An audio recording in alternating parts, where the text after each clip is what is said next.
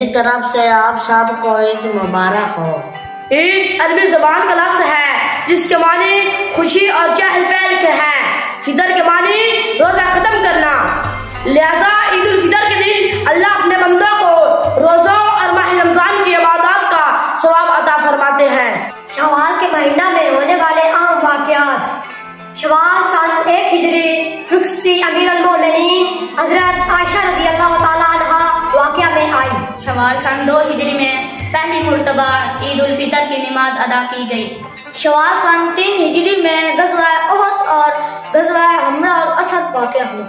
شوال سن 5 ہجری میں غزوہ احزاب، جس کا دوسرا نام غزوہ خندق بھی ہے، واقع ہوا۔ شوال سن 6 ہجری میں غزوہ مرسیہ واقع ہوا۔ شوال سن 8 ہجری میں نبی کریم صلی اللہ علیہ وسلم 12,000 مجاہدین کے ساتھ غزوہ حنین کے لیے نکلے۔